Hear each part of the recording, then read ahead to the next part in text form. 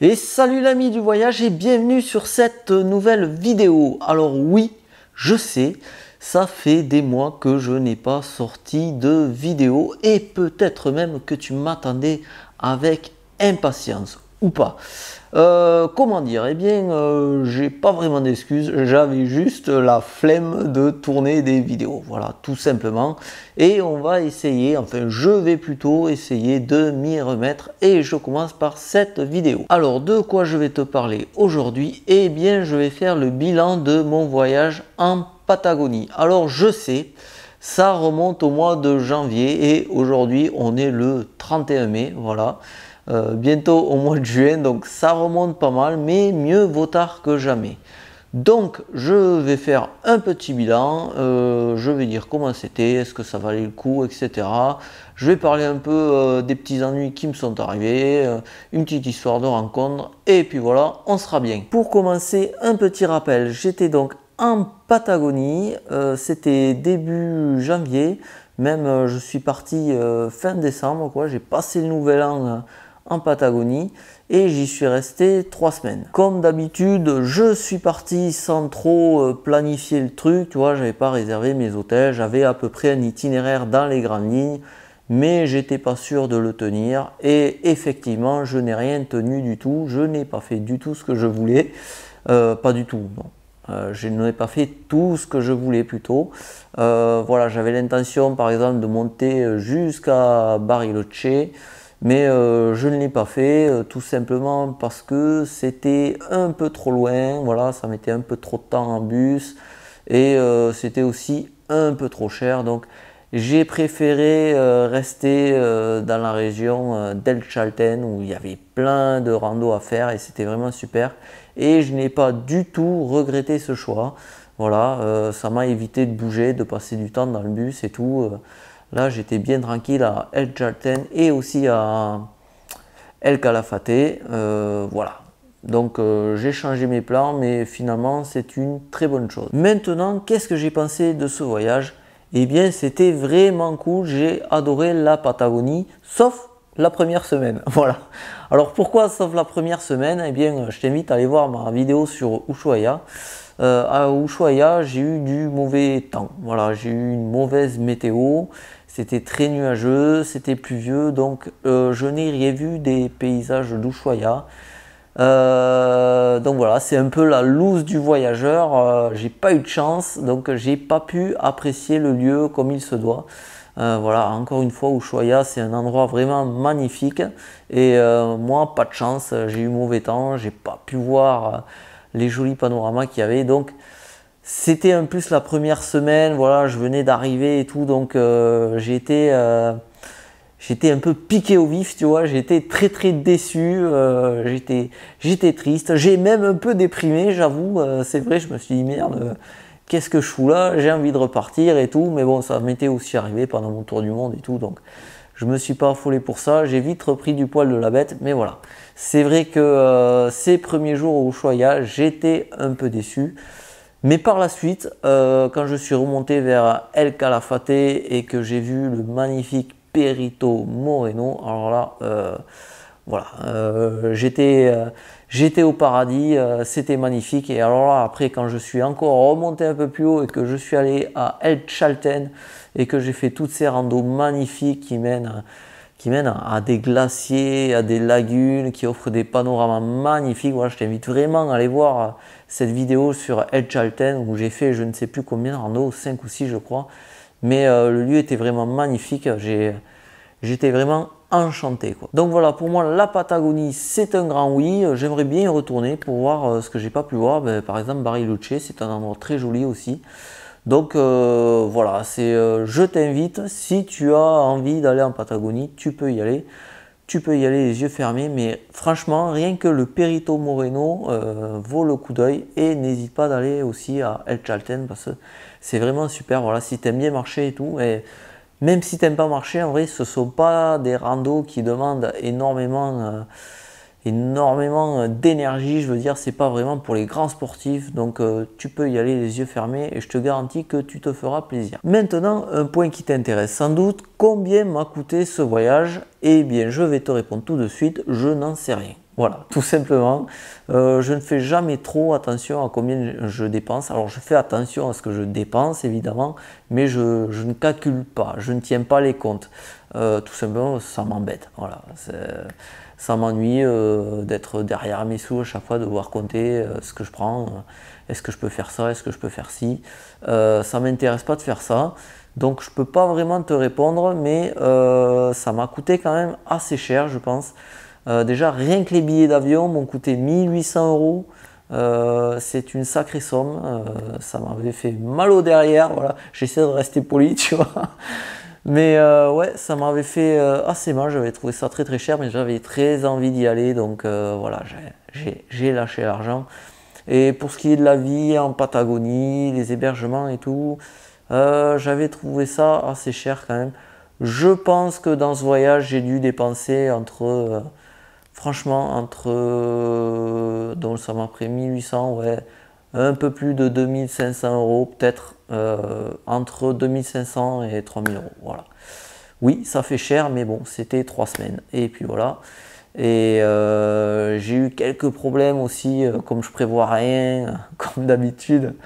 Pour les logements, comme je les prends toujours au dernier moment, j'étais obligé de prendre des logements un peu plus chers que d'habitude. Ensuite, le petit souci que j'ai eu, c'est un petit souci d'ordre financier, enfin pas vraiment, plutôt d'ordre administratif. En fait, il y a beaucoup de voyageurs qui utilisent Western Union pour voyager. Pourquoi? Ben, en fait, ils se font des virements Western Union. Tu sais, Western Union, c'est quand tu veux envoyer du cash dans un autre pays.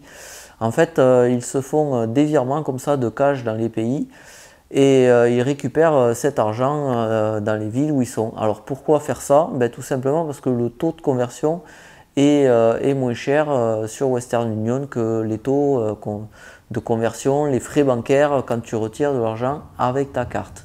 D'ailleurs, le premier est gratuit, donc voilà, ça fait plaisir. Alors comment je sais que le premier est gratuit? Tout simplement parce que ben là, pour ce voyage en Argentine, j'ai voulu essayer cette technique et ça s'est pas bien passé.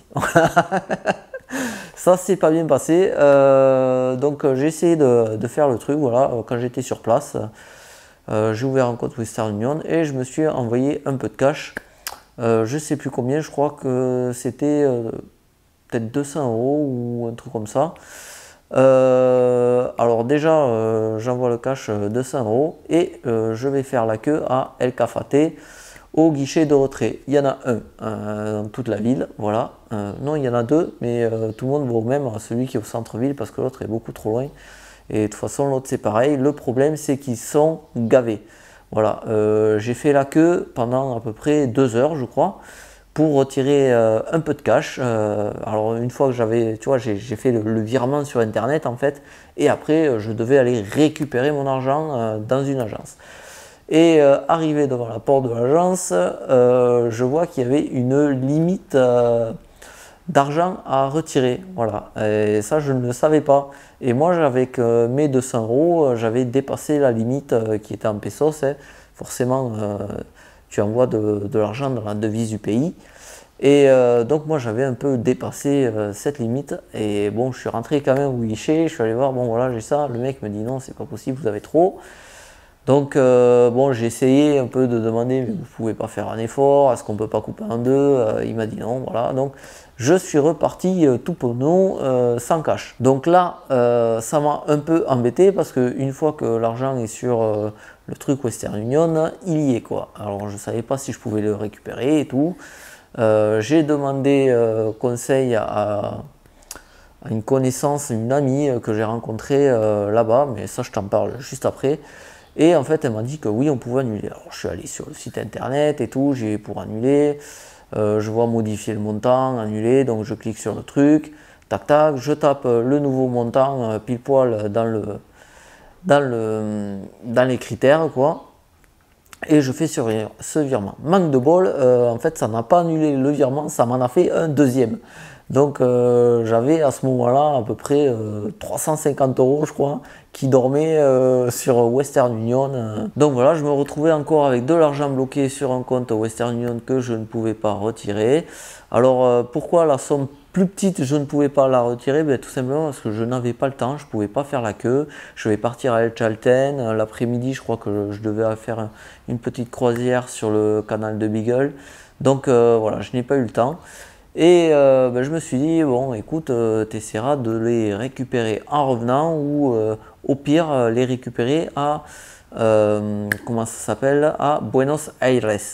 Mais ce qui m'embêtait fortement parce que Buenos Aires c'était la dernière étape de mon voyage. J'y restais genre 2 jours et après je partais et voilà, j'avais absolument pas besoin de 350 € pour 2 jours, tu vois, ça c'était pas la peine. Donc j'étais très embêté et bien sûr à El Chalten il n'y avait pas de guichet pour récupérer son argent. Alors cette mésaventure ne m'est pas arrivée qu'à moi, hein. Il y a plein de personnes qui étaient dans la queue qui se sont fait avoir, qui avaient trop déposé de cash et qui ne pouvaient pas récupérer leur argent. Donc j'étais bien dégoûté, mais tout s'est bien terminé car j'ai réussi à trouver comment annuler mes virements en fait sur internet, sur le site Western Union. C'est possible, c'est écrit en petit en fait. Voilà, tout simplement, et fallait trouver le truc où cliquer, mais vraiment j'avais un peu galéré pour trouver les trucs annulés, parce que modifier le truc c'est facile à trouver, mais annuler, c'est-à-dire reprendre ton argent pour toi, c'est un peu plus compliqué, tu vois, c'est un peu plus, c'est écrit en petit et tout, mais j'avais réussi à trouver. Donc j'ai réussi, j'ai annulé mes 2 virements, quoi, et j'ai récupéré mes 350 € sur mon compte. Et finalement, j'ai continué à faire comme d'habitude, à utiliser ma carte de retrait et ça a très bien fonctionné. Voilà. Allez, maintenant la petite anecdote de rencontre. Alors je vais essayer de synthétiser parce que la vidéo est déjà trop longue. Mais voilà, j'ai rencontré pendant ce voyage en Patagonie Anne, une voyageuse de 58 ans. Alors comment ça s'est passé? Eh bien tout simplement, je l'ai rencontrée dans le bus qui m'a mené à El Calafate depuis Ushuaia. C'est un long voyage qui dure je ne sais plus combien, je ne sais plus du tout, je crois un peu plus de 20 heures ou un truc comme ça. Donc c'est un long voyage en bus et en fait ben, c'était la passagère qui était assise à côté de moi. Du coup elle a commencé la conversation dès qu'elle est arrivée. Elle m'a dit bonjour, tu viens d'où? Je lui dis je viens de France. Elle me dit je viens de Belgique. Ah, ben, du coup, parce que bien sûr on s'est dit ça en espagnol, donc on a commencé à parler français et on a sympathisé comme ça. Alors petite anecdote dans l'anecdote, c'est un peu comme le film Inception, tu vois. Quand on était à la douane, parce qu'il faut savoir que le bus d'Ushuaia à El Calafate doit sortir au Chili puis rentrer en Argentine, donc il faut passer par la douane. Et arrivé à la douane, je décide, le temps que ça prend, d'aller me laver les dents. Et puis je reviens dans le bus et Anne me dit ben, je vais faire la même chose. Donc elle va se laver les dents. Le problème c'est que pendant qu'elle y était, le bus repart. Voilà, le chauffeur est reparti sans compter ses passagers, sans savoir s'il y avait tout le monde. Donc le mec est parti quoi. Donc moi je me lève dans le bus, je dis attendez, il manque quelqu'un. Bien sûr il m'entend pas, donc je gueule un peu plus fort et là il m'entend, il s'arrête. Donc je lui dis ben, attendez, je descends et je vais la chercher. Donc je descends et je cours la chercher. Elle était assez loin, on avait fait genre peut-être 300 mètres ou un truc comme ça, tu vois. C'était quand même assez loin. Donc j'arrive à la ramener et tout. Là le chauffeur râle un peu. Alors un peu gonflé le mec parce que c'est quand même son boulot de compter combien il y a des passagers. Mais voilà, heureusement que j'étais là parce que sinon il aurait laissé sur place. Et il faut savoir qu'en plus ils avaient nos passeports parce qu'ils étaient allés les faire tamponner eux-mêmes. Donc elle serait restée à la douane sans son passeport. Voilà, dans un pays étranger sans son passeport, sans ses affaires, sans rien du tout. Je ne sais pas du tout comment elle aurait fait. Bref, on fait connaissance pendant ce voyage en bus et on arrive dans une petite ville où moi je prends l'autre bus qui m'amène à El Calafate et elle ne pouvait pas parce qu'elle n'avait pas de billet, elle devait attendre le lendemain. Donc on se dit au revoir, on se sépare et on se dit ben, peut-être on se verra à El Calafate et à ce moment-là on n'échange pas nos coordonnées, tu vois. Voilà, on se dit au revoir, on a passé un moment, c'était cool. Mais le destin en avait décidé autrement. En fait, moi le lendemain je vais acheter des billets de bus pour aller au Perito Moreno. Donc je vais à la gare routière et là je la croise à la gare routière, elle venait juste d'arriver du petit bled où il nous avait déposé avant. Et donc voilà, on est content de se revoir, on discute un peu. Et elle me propose d'aller boire un verre avec elle, d'aller faire un petit pique-nique en fait. Donc on se donne rendez-vous et on se choisit un petit coin derrière un bâtiment en fait, à l'abri du vent, pour se faire un petit apéro sauvage complètement à l'arrache, avec sa bouteille de mousseux, quelques chips et des cacahuètes. Donc oui, on s'est vidé une bouteille de mousseux à deux, voilà. Donc autant te dire qu'on était bien gai et voilà. Après on est allé manger au restaurant, on a encore plus sympathisé. Et là pour cette fois, on a échangé nos coordonnées pour faire d'autres trucs ensemble, des petites visites et tout. Alors à El Calafate, en fait, on n'a rien fait ensemble, voilà, parce que moi, comme j'étais déjà arrivé, j'avais déjà mes billets pour le Perito Moreno. On n'a pas fait nos visites ensemble, on s'est vu je crois une fois pour manger au restaurant ou prendre une bière, un truc comme ça. Mais voilà, on avait bien sympathisé et en fait on voulait tous les deux aller à El Chalten. Le problème c'est qu'il n'y avait plus de logement disponible. Voilà, moi je ne trouvais rien, elle trouvait rien. Alors moi j'avais une tente, j'avais trouvé un truc un petit peu à l'arrache, mettre ma tente dans le jardin de quelqu'un et tout. Et bref. Moi, je partais un jour avant elle pour El Chalten. J'avais trouvé une petite auberge, mais juste pour une nuit. Après, il n'avait plus de place du tout. Donc, j'y vais. Je vais passer la nuit là-bas. Et puis ensuite, elle est arrivée le lendemain et elle m'a dit qu'elle avait trouvé un petit quelque chose, une petite maison, genre un petit Airbnb pour plusieurs personnes. Et elle m'a proposé de le partager avec elle. Alors, j'ai accepté. Comme ça, en fait, on a partagé un truc à deux et en fait c'était une superbe petite maison, on va dire, qui pouvait accueillir 6 personnes. Donc il y avait 2 chambres, 2-3 lits et une cuisine et des salles de bain communes. Et voilà, c'était vraiment super, c'était super agréable, c'était mieux qu'une auberge de jeunesse. Alors forcément c'était un peu plus cher quoi, mais franchement le rapport qualité-prix était là, c'était vachement bien. Et avec Anne, on a fait plein de randos, la plupart des randos je les ai fait avec elle et franchement on a passé de très très bons moments ensemble. On a discuté tout le temps en espagnol et tout. Je lui ai même donné quelques cours d'espagnol parce que elle avait un peu du mal, c'était très drôle des fois. On a pris des apéros aussi, j'étais à 2 doigts de devenir alcoolique. Mais voilà, c'était vraiment très très sympa. Et finalement, on s'est séparés. Moi, encore une fois, je partais avant elle à Buenos Aires. Et elle partait, je crois, 2 jours après moi ou un truc comme ça. Et finalement, comme on avait gardé contact, on s'est encore retrouvé à Buenos Aires. Comme elle n'avait pas d'auberge, je lui ai dit, tu peux venir à la mienne. Elle est sympa, c'était une auberge de jeunesse assez sympa.